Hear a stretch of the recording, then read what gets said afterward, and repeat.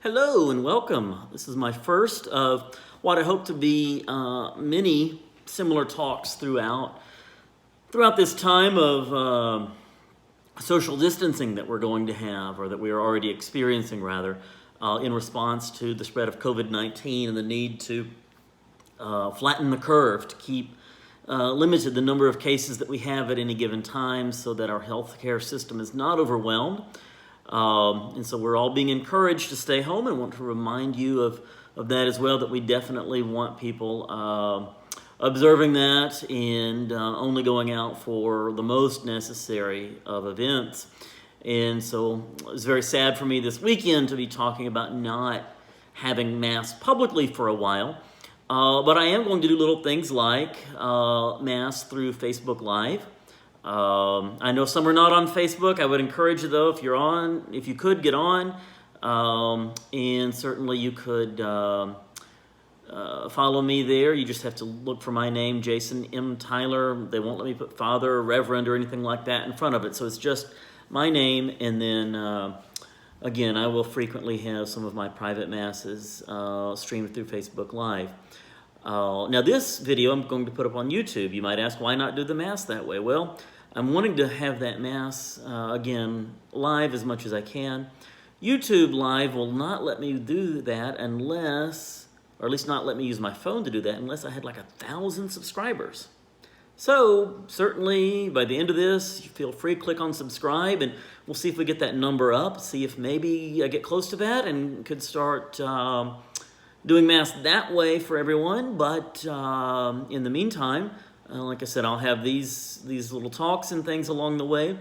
And so today, the first topic is, how do we practice Lent in the time of coronavirus? How do we practice Lent during this time of social distancing, when this may have really upended a lot of what you were thinking to do for Lent? So the first thing is, Lent is not canceled, right? That was a question somebody asked me today. And they asked in response to what I'll say in just a couple of minutes about what we do with our penance. We are still called to unite ourselves to the suffering of Jesus. We're still called to forsake something of this world, forsake some, particular comfort in order to draw closer to Christ. And again, to unite ourselves with his suffering along the way. But there's a good chance you might need to adjust. You might need to rethink whatever it is you gave up for Lent. So, for example, if you gave up social media for Lent, I would rethink that. I would look for something else. The reason is, when you gave up social media, you did so on the assumption that the world was going to kind of function the way it was still functioning at that time. But since we're all sort of confined to our homes, more or less, since we're not getting out in groups, social media can actually be a very good way for us to interact with one another right now. Of course, it's still a good time to think about our charitable responses, how we deal with people, especially those with whom we disagree, that sort of thing. But then again, that's always something worth doing, right? That's always something we should be thinking about. And so that's one example. If you gave up social media, rethink that.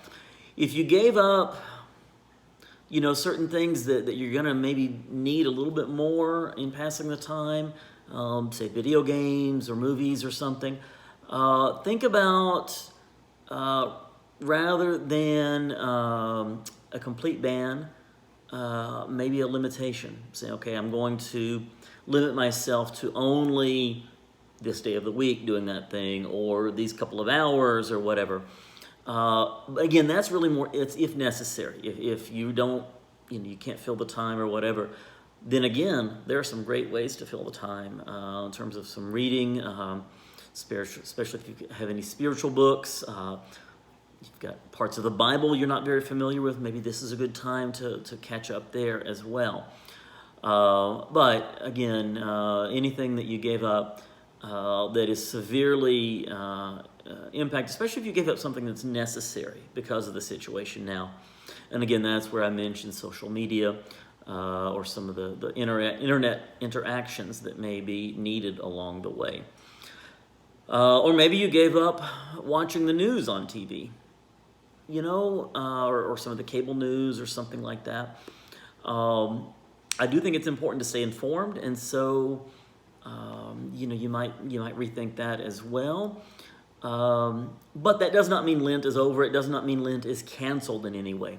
So instead of, again, completely walking away from Lent and any sort of sacrifice, it's a reconsideration. It's saying, okay, I'm going to have to go back on social media now.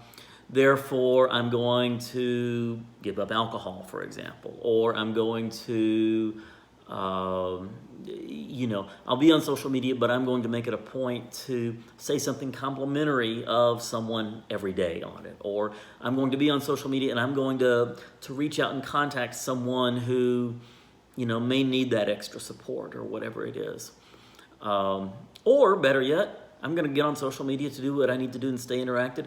And instead of giving that up, I'm going to pray a rosary every day.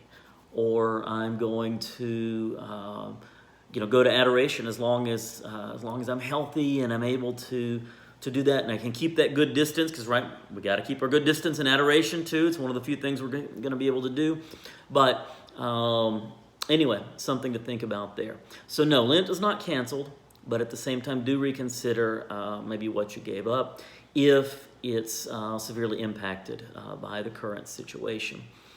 And the situation that we have now as well, obviously, is very penitential of itself, right? The not being able to go out, the shortage of supplies, the whatever it is that is penitential of itself. But if we can do something a little bit more that does help us to remember that God is there for us, that He's going to guide us through this.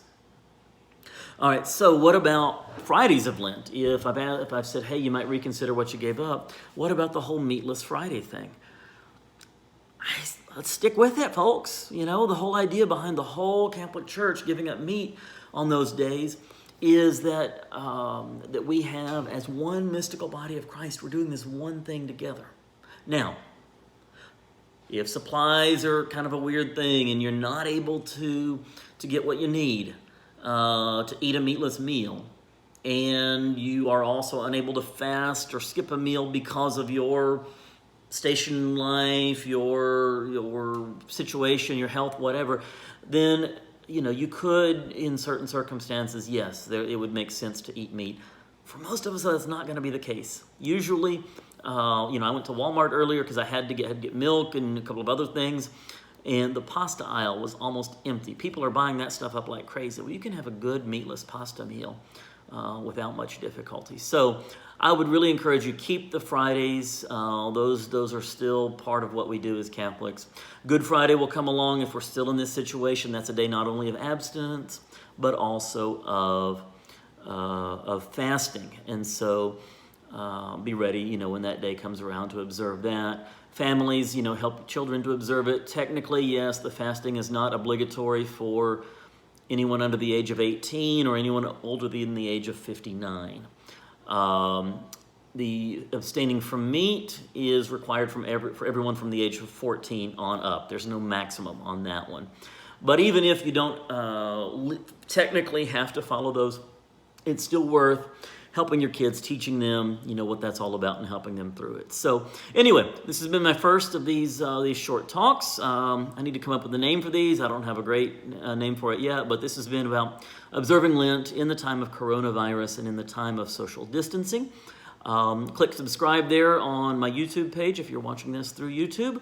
And if you're not, just look up Father Jason Tyler on YouTube and see if you can find that channel with this and later other videos to come as well. All right, thanks a lot. God bless you. Let's keep each other in prayer.